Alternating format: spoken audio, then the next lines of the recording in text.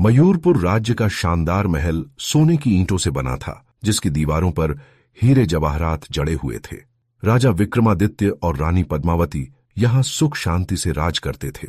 महल के बगीचे में एक छोटी बच्ची अनन्या खेला करती थी, जिसे सभी महल की राजकुमारी समझते थे। सेनापति कालनाग, जो राजा का विश्वस्त माना जाता था, हमेशा राजा के पास रहता और उसे सलाह देता। वह चालाक और धूर्त था, लेकिन राजा को इसका भान नहीं था। एक दिन कालनाग ने राजा से कहा, महाराज, पड़ोसी राज्य हमारे खिलाफ सेना तैयार कर रहा है, हमें तुरंत युद्ध की तैयारी करनी चाहिए। राजा ने बिना सोचे समझे कालनाग पर भरोसा किया और युद्ध की तैयारी शुरू कर दी। जब राजा युद्ध के लिए निकला तो पता चला कि पड़ोसी राज्य में कोई सेना नहीं थी। कालनाग ने झूठ बोला था। राजा के युद्ध पर जाने के बाद रानी पद्मावती को कुछ अजीब लगने लगा। छोटी अनन्या अचानक से उदास रहने लगी और कहती, मम्मी, मुझे डर लग रहा है। रानी ने पूछा, क्यों बेटी? तो अनन्या ने कहा, कालनाग अंकल रात में चुपके चुपके महल में घूमते हैं। रानी ने राजमहल के जासूसों को काम पर लगाया तो पता लगा कि कालनाग रात में गुप्त कमरे में किसी से मिलता था। वह व्यक्ति कोई और नहीं बल्कि दुश्मन राज्य का जासूस था। रानी ने तुरंत राजा को संदेश भेजा, लेकिन कालनाग ने अपने भरोसेमंद सैनिकों की मदद से संदेशवाहक को रास्ते में ही रोक दिया।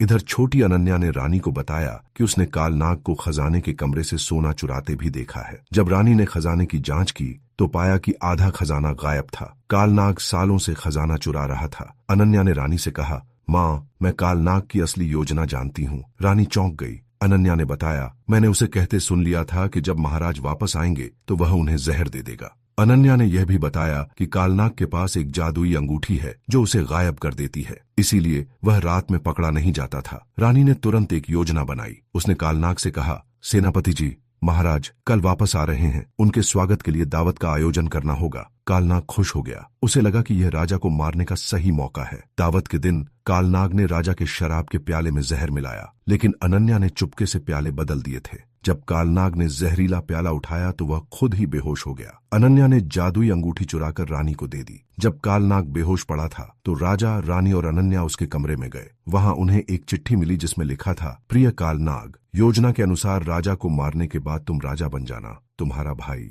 शत्रु राज्य का राजा। राजा को अब सब कुछ समझ आ गया। उसने कालनाग को कारागार में डाल दिया। कुछ दिन बाद जब सब कुछ शांत हो गया तो अनन्या ने रानी से कहा, माँ, अब मैं अपने असली घर जा सकती हूँ। रानी हैरान हो गई। अनन्या ने बताया, मैं दरअसल एक परी हूँ। जब मुझे पता चला कि कालनाग इस राज्य को बर्बाद करने की साजिश कर रहा है तो मैं एक बच्ची का रूप लेकर यहाँ आई थी। मेरा काम पूरा हो गया है। अनन्या के कहते ही उसके चारों ओर सुनहरी रोशनी फैल गई। वह हवा में उड़ने लगी और कहा, आप दोनों बहुत अच्छे हैं, इसीलिए मैंने आपकी रक्षा की। अब यह राज्य हमेशा सुखी रहेगा। यह कहकर वह गायब हो गई। राजा और रानी अवाक रह गए। उन्हें अब पता चला कि जिसे वे अपनी बेटी समझते थे वह तो उनकी रक्षक परी थी। उस दिन के बाद मयूरपुर राज्य में कभी कोई संकट नहीं आया और प्रजा सुख शांति से रहने लगी। कभी कभी राजा और रानी को बगीचे में एक छोटी छाया दिख जाती, जैसे अनन्या अभी भी उनकी रक्षा कर रही हो।